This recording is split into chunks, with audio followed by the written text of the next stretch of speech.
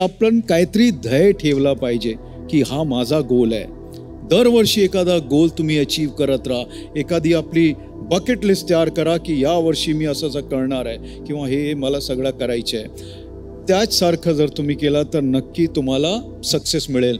हे जे आपली राष्ट्रपिता ज्योतिबा फुले अभ्यासिकाची जी कार्यकारिणी आहे त्यांनी असंच समोर ठेवलेलं आहे की आमचा हेतू असा आहे की ह्या राज्यामध्ये आपल्याला एज्युकेशन पसरवायचं आहे. हा त्यांचा गोल आहे. असा सगळ्यांचा जर गोल असला आणि आपण त्या दिशेने काम करत राहिलो तर भरपूर लोक आपले सपोर्टसाठी येतात आणि चांगली मोठी टीम तयार होतात.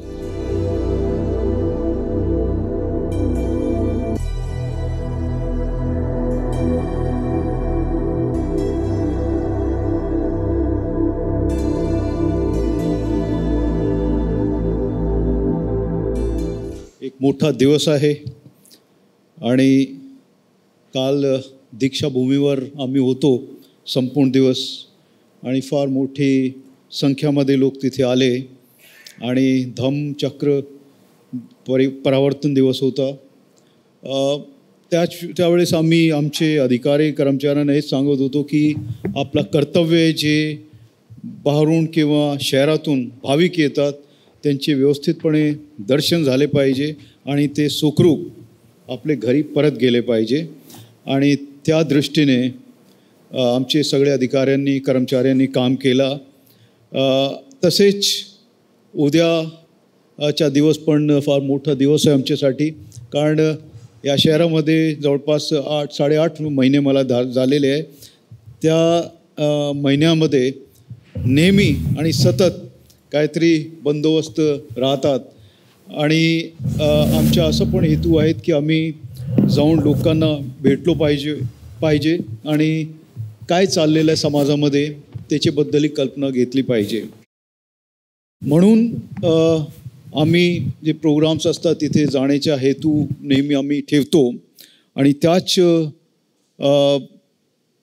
दिशेने आजचं जे प्रोग्राम आहे याबद्दल आम्ही भरपूर ऐकलेलं आहे. ज्यावेळेस काही आपले अधिकारी आमच्याकडे आले होते, ज्या कार्यकारिणीचे सदस्य आहे त्यांनी ह्या सगळे जे चळवळ आहे त्याच्याबद्दल सांगितलं की कसे जवळपास 68 अभ्यासिका चालू आहेत सध्या आणि ते अजून वाढवण्याचा त्यांचा प्रयास चालू आहे.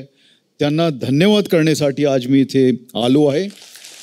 कारण आपल्यासाठी स्वतःसाठी सगळे जगतात, परंतु इतरांसाठी आपण काय करू शकतो हे फार क्वचित लोक विचार करतात. आपली नोकरी लागली, आपण गावातून येतो आणि मग काय करायचं विसरून जातो. आपलं घर झाला पाहिजे, गाडी बंगला झाला पाहिजे, आपले मुलांचं शिक्षण चांगलं झालं पाहिजे, ह्या मर्यादामध्ये आपण राहतो आणि पुढे जास्त काय आपण करत नाही. आमचे जे अधिकारी आहे इथे पण आमचे अधिकारी मेश्राम जे आहे API ते आहे, असे भरपूर अधिकारी कर्मचारी आहे. त्यांना मी नेहमी सांगतो की ज्या गावातून आपण येतो, जसं मी हरियाणाचे आहे, माझं गाव निंदाणा म्हणून आहे हरियाणामध्ये. माझे वडील तिथून आले, ते ASI म्हणून दिल्ली पोलीसमध्ये सिलेक्ट झाले, परंतु आजही माझं जे नातं आहे माझे गावाशी ते आजही तसाच आहे जसं त्यावेळेस होता. माझे वडील, आई, आम्ही, माझी बहिणी हे आम्ही सगळे तिथे जाण्याचे प्रयत्नात राहतो आणि तिथे आम्ही काय करू शकतोय असं नेहमी विचारात राहतं. असं सगळ्यांनी केलं पाहिजे असं माझा ठाम मत आहे. असं जर सगळ्यांनी केला तर आपला देश सुधरू शकतोय. आणि राष्ट्रपिता ज्योतिबा फुले अभ्यासिका जे 2012मध्ये सुरू केली आणि त्याच्यानंतर म्हणजे कुठलाही स्वार्थ नाही आहे त्याच्यात, असा जे आहे आणि चालूच ठेवणे आणि लोकांना त्याचे जोडणे हा आसान नहीं है. और इसके लिए बच्चों को उसमें जोड़ना, त्याचे जे परिवार आहे त्यांना त्याच्याशी जोडणे आणि ते कंटिन्युटी ठेवणे हा फार कठीण आहे. आम्ही पण जे आहे ह्याच मार्गाने माझा पण प्रवास चालू आहे. आम्ही जवळपास 7 लायब्ररीज महाराष्ट्रामध्ये सध्या चालवतो आणि 2 शाळा पण आमची चालू आहे जसा सांगण्यात आला. हेतू हाच आहे की मी ज्यावेळेस तिथे नसणार आम्ही काय काय काम केला समाजासाठी हा कमीत कमी त्या दृष्टीने लोक आपली आठवणीत आम्हाला ठेवतील याच्यासाठी आपण हे करतोय. हे सगळ्यांनी केला पाहिजे आणि जर सगळ्यांनी हे केला तर भरपूर बदलाव जे आपल्याला अपेक्षित आहे ते आपण बदलाव आणू शकतो. और इसमें जो है अपनी जो कार्यकारिणी है उसमें आज इस प्रोग्राम के लिए जो उपस्थित हैं आपल्यामध्ये जयवर्धनजी इंगळे तसेच माननीय गोरक्ष जगतापजी, प्रशांतजी रोकडे डॉक्टर ज्यांनी भरपूर मेहनत घेऊन इथपर्यंत ह्या मूवमेंटला आणलेलं आहे आणि त्यांचे सगळे सहकारी त्याच्यात जोडलेले आहेत. तसेच डॉक्टर सिद्धार्थ गायकवाड, श्री विजय शेंडेजी हे आणि यांचे सोबत असंख्य जे लोक आहे आणि जे मुले आहे जे आणि मुली आहे जे नौकरीमध्ये येतात आणि उनसे जो जुड़े रहते हैं. लगभग 2200 अपने बच्चे जो हैं इससे जुड़े हुए हैं. इससे ज़्यादा सक्सेस क्या होगी हमारी, मुझे ऐसा लगता है. और ये 2200 जो हैं ये इसी तरह से आगे बढ़ते रहें और इस मूवमेंट को आगे चलाते रहें. अगर इस मूवमेंट को इसी तरह से हम लोग चलाते रहेंगे तो मुझे लगता है जो शिक्षा से जो वंचित रह जाते हैं. मैंने देखा ऐसे बहुत सारे परिवार हैं जिनके पास में त्यांच्याकडे एकच खोली असतात. मग त्या खोलीमध्ये त्यांना राहायचं आहे, स्वयंपाक करायचे आहे, अभ्यास पण मुलांनी करायचे, मग जागाच नाही. हे जर आपण अल्टरनेटिव्ह त्यांना दिला की इथे एक लायब्ररी आहे, तुम्ही जा तिथे अभ्यास करा, 12 तास करा, जितकं तुम्ही करू शकता ते करा आणि तिथे गेल्यानंतर असं जे एन्व्हायरमेंट तिथे असतो त्या एन्व्हायरमेंटमध्ये ग्रुप स्टडी केली किंवा इंडिव्हिज्युअल स्टडी केली किंवा जे ऑलरेडी सक्सेस झालेले आहेत मुले तिथून तर त्या मुलांनी यांच्याशी वार्तालाप केला, त्यांना सांगितलं की व्हॉट इज सक्सेस मंत्रा. तर सक्सेस मंत्राबद्दल त्यांना जर डिस्कशन केला त्यांच्याशी तर त्यांचे जे आहे मनोबल वाढतात. आणि काही वेळेस आपला मनोबल मी काय करू, मी करू शकतोय की नाही, मला शक्य आहेत की नाही असे जे प्रश्न त्यांचे मनात असतात त्यांचे उत्तर त्यांना तिथे मिळतात आणि त्यांना तिथे ते उत्तर भेटतात आणि मग त्यांच्या मनोबल वाढतात. अरे ये कर सकता तो मैं भी कर सकता हूँ. ये जो भावना एक बारी जिसके मन में आ गई और उसके परिवार ने उसको सपोर्ट किया और ऐसे लोगों ने अगर उनके पीछे खड़े रहे तो उससे मुझे लगता है कि बहुत सारा बदलाव इस समाज में आ सकता है. क्योंकि आज भी बहुत सारे ऐसे लोग हैं जो शिक्षा ले ही नहीं सकते, जो एजुकेशन ले ही नहीं सकते. ये मेरे गांव में भी, हरियाणा से मैं आता हूँ, मैंने यहाँ महाराष्ट्र में लगभग 29 साल से मैं देख रहा हूँ और मैंने लगभग पूरे महाराष्ट्र में सांगली से लेके हिंगोली हो, नांदेड़ हो, धुलिया हो, सब जगह पे मैंने काम किया है और रिमोट एरियाज में जाके देखा है. आज भी लोग जो हैं शिक्षा से वंचित हैं. इन लोगों को दिशा दिखाने का काम ऐसी जो राष्ट्रपिता ज्योतिबा फुले अभ्यासिका है, ये अभ्यासिकाएं अगर इन्होंने अपने हाथ में इस प्रण को ले लिया तो मुझे लगता है कि इसका उत्तर ज़रूर हमको मिल सकता है. और इस दिशा में ऐसे लोगों को सपोर्ट करना हम सब लोगों का कर्तव्य है और ये प्रण हमें लेना चाहिए. जो 2200 जो लोग हैं, मुझे बड़ी खुशी हो रही थी कि जो यहाँ पे बादल हो या जो भी हैं जो इन अभ्यासिकाओं में पढ़े आज भी उससे जुड़े हुए हैं और उनको लगता है कि मैं यहाँ से आया हूँ तो ये मेरा कर्तव्य है कि इस अभ्यासिका को या इन लोगों को वापस मैं कुछ दे सकूं. तो जो भी बच्चे यहाँ पे बैठे हुए हैं आप डेफिनेटली अगर आप मेहनत करेंगे तो ज़रूर सक्सेसफुल होंगे, ऐसा मेरा मानना है. मेरी 6 बहनें थी. मेरे पिताजी ASI भर्ती हुए थे पुलिस फोर्स में. मेरा जन्म जो है दिल्ली में एक पुलिस कॉलोनी में हुआ था.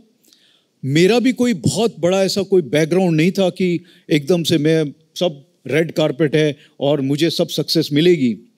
मैं जो यहाँ पे पहुँचा वो अपने माँ बाप की मेहनत से, उनके मार्गदर्शन से और जो लोग अच्छे लोग जो मिलते गए, जो मुझे लगा कि इन लोगों से मैं कुछ सीख सकता हूँ. और उसके बाद में मेहनत की, पहले 2-3 साल नौकरी करी प्राइवेट सेक्टर में, फिर गेल में और उसके बाद में 96 में मैं IPS बना. और आईपीएस बनने के बाद तब से एक बारी भी मुझे ऐसा नहीं लगा कि मैं किसी गलत डिपार्टमेंट में आ गया। यूनिफॉर्म में जब हर रोज़ डालता हूँ तो गर्व लगता है मुझे कि मैंने यूनिफॉर्म में पहन के मैं क्या कर सकता हूँ इस शहर के लिए, या मैं जहाँ पे भी हूँ। दूसरा, मैं आप लोगों को बच्चों बताना चाहता हूँ कि कभी अपने शिक्षा को मत रोकना। जो आप एजुकेशन है, कई बार रुक जाते हैं। मैंने बीई करके मैं आईपीएस बना, उसके बाद से मैं कभी रुका नहीं हूँ। आज भी मैं एमए साइकोलॉजी कर रहा हूँ। जैसे आपने देखा, बीई किया मैंने एमए किया, लॉ किया मैंने, एमबीए किया मैंने, पीएचडी किया मैंने, डिप्लोमास किए हैं। ये सब चीज़ें मैंने की हैं और मैं इसलिए करता हूँ कि मैं अपने आप को, अपने लेवल को बढ़ाता रहूँ। अगर मैं कहीं रुक गया तो शायद मेरे से काफ़ी लोग आगे निकल जाएंगे। तो अपने आप को हमेशा इस सिचुएशन में रखना कि आपका एजुकेशन कभी रुकना नहीं चाहिए। जो एजुकेशन लेता है वो इंटेलिजेंट रहता है और बाकी लोगों से आगे बढ़ता रहता है। इस चीज़ को आप ज़रूर ध्यान में रखिएगा। एक और चीज़ मैं आपको बताना चाहता हूँ कि कई बारी हमें उम्र के हिसाब से लगता है कि आत्ता मी म्हातारा झालो, आत्ता 50च्या झालो, आत्ता मी काय करू, फिजिकल ॲक्टिव्हिटीज करू की नाही करू, असं भरपूर वेळेस आपले डोक्यात असे विचार येतात। परंतु माझं असं म्हणणं आहे की हा जे एज आहे, जे वय आहे, हा नुसतं एक नंबर आहे, हा एक क्रॉनॉलॉजी आहे।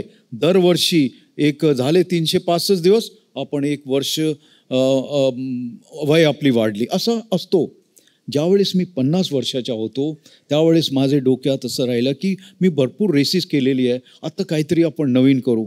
मग त्यावेळेस आम्ही विचार केला आणि त्याच्यात आम्ही 643 किलोमीटर नॉन स्टॉप सायकलिंग केली, पुणे ते गोवापर्यंत। आणि हे सतत 38 तास मी सायकलिंग करत होतो। हे माझी वय 50 होती त्यावेळेस। इथे असतील काही 50 वर्ष। मी जनरली कुठेही जातो, मला असं वाटतं मी सर्वांपेक्षा म्हातारा आहे। तर हे जे इथे बसलेले आहे तुमच्यासाठी सगळ्यांसाठी सांगतोय की वय एक नंबर आहे। बायोलॉजिकली आपण तंदुरुस्त राहिले पाहिजे, आपले जे बॉडी ऑर्गन्स आहेत ते तंदुरुस्त राहिले पाहिजे, मन आपला शांत राहायला पाहिजे, मनावर आपला कंट्रोल राहायला पाहिजे। हे जर आपण केला तर आपण पुढे चालतो। मग 643 किलोमीटर सायकलिंग केल्यानंतर मला वाटलं अजून काय करायचं आहे। मग एक शोधला तर तिथे कळला एक आयर्नमॅन म्हणून एक इव्हेंट असतो। त्या आयर्नमॅनमध्ये 3 इव्हेंट्स असतात। पहिला जो आहे 4 किलोमीटर स्विमिंग असतो आणि स्विमिंग जे आपल्याला समुद्रात करायचे आहे। मग हे केल्यानंतर 4 किलोमीटर स्विमिंग नंतर 180 किलोमीटर तुम्हाला सायकलिंग करावा लागतो। आणि हे सगळे इव्हेंटसाठी वेळाची मर्यादा असतात। त्यावेळेस तुम्ही जर नाही केला तर तुम्हाला डिस्क्वालिफाय करतात। मग हे दोन्ही केल्यानंतर शेवटी फुल मॅरेथॉन असतात 42 किलोमीटरची। मग हे 226 किलोमीटरची ॲक्टिव्हिटीसाठी तुम्हाला जवळपास 16 तास भेटतात। हे 16 तासामध्ये तुम्हाला हे सगळं करावं लागतो। हे मी ज्यावेळेस 50 वर्षाचा होतो त्यावेळेस 15 तास आणि 13 मिनिटामध्ये फ्रान्समध्ये आम्ही हे केला। तर हे मी तुम्हाला याच्यासाठी सांगतोय की आपण काहीतरी ध्येय ठेवला पाहिजे की हा माझा गोल आहे। दरवर्षी एखादा गोल तुम्ही अचीव करत राहा। एखादी आपली बकेट लिस्ट तयार करा की या वर्षी मी असं करणार आहे किंवा हे मला सगळं करायचं आहे। त्याचसारखं जर तुम्ही केला तर नक्की तुम्हाला सक्सेस मिळेल। हे जे आपली राष्ट्रपिता ज्योतिबा फुले अभ्यासिकाची जी कार्यकारिणी आहे त्यांनी असंच समोर ठेवलेलं आहे की आमचा हेतू असा आहे की ह्या राज्यामध्ये आपल्याला एज्युकेशन पसरवायचं आहे, हा त्यांचा गोल आहे। असा सगळ्यांचा जर गोल असला आणि आपण त्या दिशेने काम करत राहिलो तर भरपूर लोक आपले सपोर्टसाठी येतात आणि चांगली मोठी टीम तयार होतात। आणि हे आपण जर कुठलेही जर तुम्हाला परीक्षा जर द्यायची आहे, जसं UPSC असो, MPSC असो, तर त्याचे जर तुमचे ध्येय क्लिअर राहिले तुम्हाला मग चांगले लोक मिळतात, चांगली गायडन्स मिळतात आणि चांगली लायब्ररी मिळतात। हे सगळं होत राहतो आणि तुम्ही आपले गोल्सपर्यंत पोहोचतात आणि तुम्हाला सक्सेस भेटतात। हे नेहमी लक्ष ठेवा। Don't give up in life, don't give in life, that is also important.